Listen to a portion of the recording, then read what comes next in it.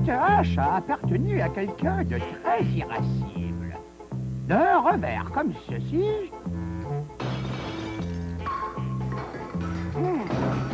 La pratique me ferait du bien. Venez, nous allons en voir plus sur ma machine.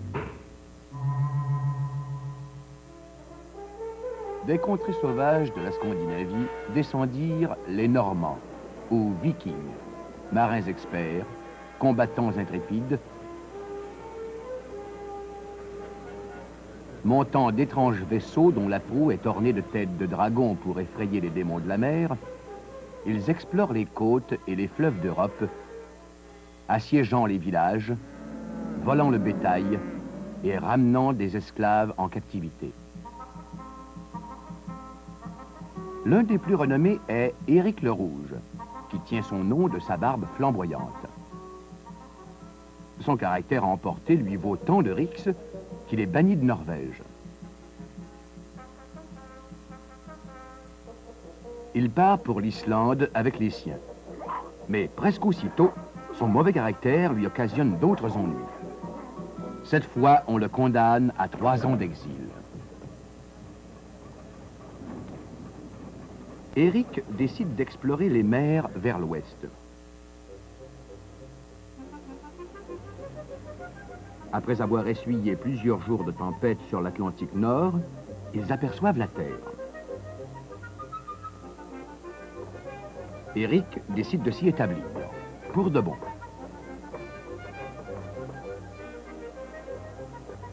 Il baptise l'endroit Groenland. D'autres Vikings se joignent à lui et y fondent une colonie prospère. Ah! Ouh! Cet Éric le Rouge, c'était un hôte parfait, mais je n'aurais pour rien au monde cherché à m'en faire un ennemi. Voyons ce qu'il fait ensuite.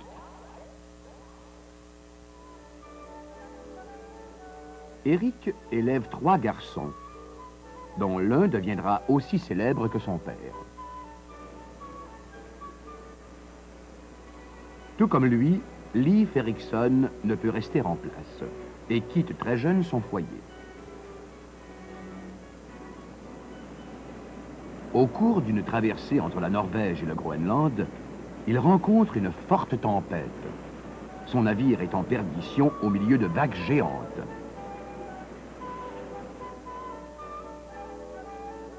La tempête calmée, ils aperçoivent un littoral inconnu.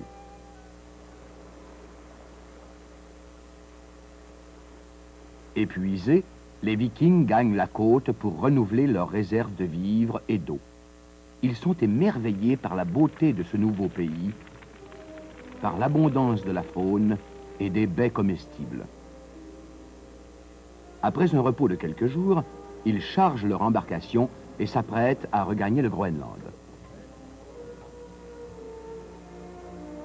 Leif Erikson ne le sut jamais, mais il avait sans doute abordé la côte de ce qui est aujourd'hui le Massachusetts, 500 ans avant que Christophe Colomb ne découvre le Nouveau Monde.